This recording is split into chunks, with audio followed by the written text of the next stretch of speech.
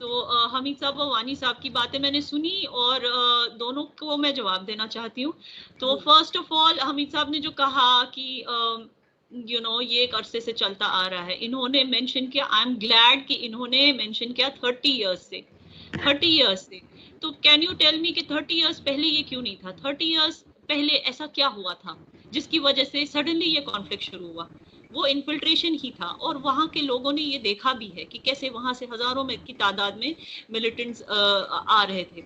और दूसरा, जो ये कहते हैं कि हमारी तरफ से कोई प्रोपेगेंडा नहीं होता है, होता है। पहले सबसे बड़ा झूठ और सबसे बड़ा प्रोपेगेंडा यही है जो ये लोग कहते रहते हैं कि कश्मीर एक्चुअली इंडिया का हिस्सा है ही नहीं। जब ये मानते हैं कि एक एक्सेशन हुआ था, जब ये मानते हैं कि हिंदू राजा ने इंडिया को एक्सीड किया था, तो फिर ये कैसे कहते हैं ये 1300 की, हाउ कैन दे गो 1300 में ऐसा हुआ था, 1320 में ऐसा हुआ था, 14th सेंचुरी में? You can't do that just because किसी जगह पे मुस्लिम मेजोरिटी है। इसका ये मतलब नहीं कि वहां की गवर्नेंस एक सेक्युलर गवर्नेंस नहीं हो सकती। इसका ये मतलब नहीं कि वहां की governance has to be a शरिया और एन इस्लामिक गवर्नेंस, ऐसा तो जरूरी है नहीं।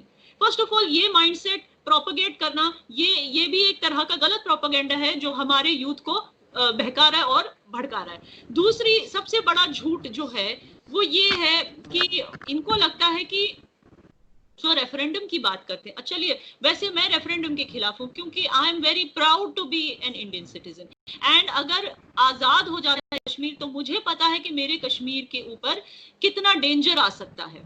क्या आज जिस तरह से गिलगिट बाल्टिस्तानी तड़प रहे हैं इंडिया का हिस्सा बनने, कल हमारे कश्मीरी भी उसी हालत में होंगे कि या हमें फिर से अपना लो क्योंकि वी आर इन डेंजर, क्योंकि पाकिस्तान ने हमारा जीना हराम कर दिया, उस तरफ से चीन ने हमारा जीना हराम कर दिया, हमें फिर से अपना बना लो। तो मुझे पता, मुझ में वो फोरसाइट है, मुझे पता है कि in the best interest of Kashmir, Kashmir should remain with India, ये मुझे पता है। कुछ लोग शायद उनका फोरसाइट इतना आगे नहीं है, कुछ लोग उस चीज पे स्टक है कि हमें प्रॉमिस की गई थी रेफरेंडम क्यों नहीं। अच्छा, रेफरेंडम की बात करते हैं, जिनको ऐसे लगता है कि रेफरेंडम मिलनी चाहिए वो बार बार बात करते हैं यूनाइटेड नेशंस मैंडेट की, ठीक है?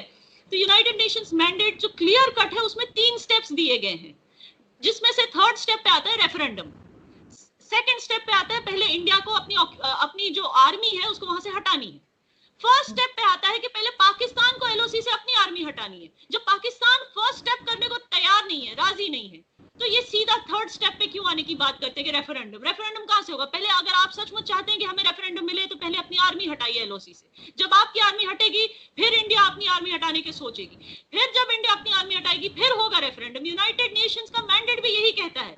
तो जब आप इस बात को क्लियरली नहीं बताते तो मैं क्यों नहीं कह सकती कि आप हमारे खिलाफ, इंडिया के खिलाफ, इंडिया की गवर्नमेंट के खिलाफ प्रोपेगेंडा कर रहे हैं? आप कैसे ये डिनाई कर सकते हैं जब आप क्लियरली जो सच्चाई, जो सच्ची बात है वो आप लोगों तक नहीं पहुंचा रहे? जो आपके पास एक प्लेटफॉर्म है, लोग आपकी बातें सुनते हैं, तो आप सही चीजें बात कीजिए, जो सही है, सच्ची बात कीजिए। सॉरी, अल्ताफ वानी की बात का भी मैं जवाब देना चाहती हूँ। वो कह रहे थे, वो इनका जो शाह फैसल का एग्जाम्पल दे रहे थे। Shah Faisal Indian administrative services में उन्होंने टॉप किया, इंडिया ने उन्हें सहरा। अगर यहाँ पे मुसलमानों के खिलाफ कोई इस तरह की प्रॉब्लम्स होती कि मुसलमानों को राइट्स नहीं दिए जा रहे या ऐसे, तो इंडियन गवर्नमेंट खुले दिल से उन्हें ना इंडियन एडमिनिस्ट्रेटिव सर्विस ज्वाइन करने देती, ना एग्जाम देने देती, लेकिन उनको वो सारे हक मिले जो एक हिंदू आईएएस ऑफिसर को मिले। अब वो उनकी पॉलिटिकल एम्बिशन थी, जो उन्होंने अच्छा खासा जॉब छोड़ दिया, उनकी पॉलिटिकल एम्बिशन थी, उनकी पॉलिटिकल एम्बिशन थी कि वो कश्मीर में जाके उनको जॉब छोड़ के उनको एक पॉलिटिकल ओहदा पाना था। उस ओहदे के लिए उन्होंने इस झूठ का साथ देना शुरू कर दिया। उन्होंने इस तरह बताना शुरू कर दिया कि कश्मीर में कोई नेशनलिस्ट है ही नहीं, हर कोई आजादी चाहता है, क्योंकि वो एक पॉलिटिकल एजेंडा था उनका, वो उनकी पॉलिटिकल एम्बिशन थी, जिसकी वजह से उन्होंने उस कंट्री को ठुकरा दिया जिसने उनको राइट्स दिए, उनको सक्सेस दिया, उनको एक ओहदे पे, एक पैमाने पे पहुंचाया। उस कंट्री को उन्होंने धोखा दिया। For me Shah Faesal is just a धोखेबाज, is a traitor. He is, for me Shah Faesal is not what do you say an inspirational Kashmiri youth.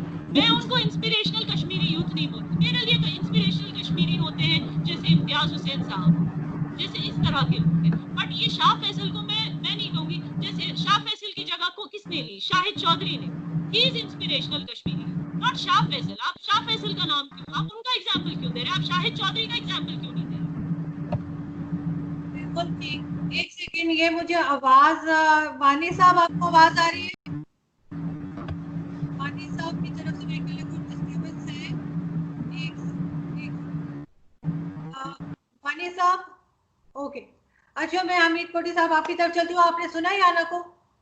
हाँ बिल्कुल मैंने सुना है। नहीं, मैं लेकिन एक चीज मैं यहाँ पे जरूर कहना चाहूंगी कि याना, ये यूनाइटेड नेशन में सिर्फ ये नहीं लिखा हुआ है उसमें कि पाकिस्तान ने सारी आर्मी निकालनी है, इंडिया ने भी अपनी 50% आर्मी बाहर निकालनी है। और सबसे पहली बात ये कि जो लोग वहां रहते हैं उनके ऊपर कम से कम कर्फ्यू हटे, वो बाहर आ जा सके। और अगर उन्हें पाकिस्तान से इतना प्रॉब्लम है, जो लोग कश्मीर में रह रहे हैं, तो जब भी कोई वहां पे डेथ होती है, कोई शहीद होता है, तो वो फिर पाकिस्तानी परचम में क्यों लपेटते हैं उसको? ये आप इस बात का कोई जवाब दे पाएंगे मुझे? जी आना, पहले आप। वो पाकिस्तानी परचम आपने देखा होगा किसी जो कुंबा है, जो हुरियत का कुंबा है, जो ये सब चीजों को सपोर्ट करते हैं, वहां पे उनके मोहल्ले में देखा होगा। सेक्रेटेरिएट पे किसका परचम लहराता है? इंडिपेंडेंस डे पे किसका परचम लहराता है? इंडिया का ना। तो जो हम हमें जो इंडिया के लिए जो मोहब्बत है वो नहीं निकाली जा सकती जस्ट बिकॉज ये कुछ हुरियत के 8% लोग जो हैं वो हुरियत को सपोर्ट करते हैं, और उनके भी उसमें बहुत सारी उन्हें मिलते हैं। ये खबर सबको पता है कि हुरियत के जो फॉलोअर्स हैं उन्हें पाकिस्तान में फ्री मेडिकल एजुकेशन मिलती है। उन्हें इस तरह की क्या कहते हैं, इस तरह के उन्हें वो इंसेंटिव्स दिए जाते हैं हुरियत को सपोर्ट करने के लिए। एनीवे इस वक्त हुरियत की कोई पावर नहीं है, और ये जो परचम और ये सब की बात करें वो अभी आपको नहीं दिखाई देगा, कहीं नहीं दिखाई देगा, क्योंकि धीरे धीरे यूथ को समझ में आ रहा है कि इंडिया के साथ रहने में ही हमारी भलाई है। लेकिन जब लोग प्रोटेस्ट कर रहे हैं, और ये चीज आप खुद जानती हैं कि अब ये चीज दिल्ली तक पहुंच गई है, दिल्ली में भी लोग परेशान हैं और प्रोटेस्ट कर रहे हैं। जी चौधरी साहब, आप बात कीजिए। जी अयाना को मैं ये बताऊं, मैं 30 साल इसलिए कह रहा था कि पिछले 30 साल से आर्म स्ट्रगल है। मैं जब ये कह रहा हूँ कि यूनाइटेड नेशन में जवाहरलाल नेहरू गया था 1940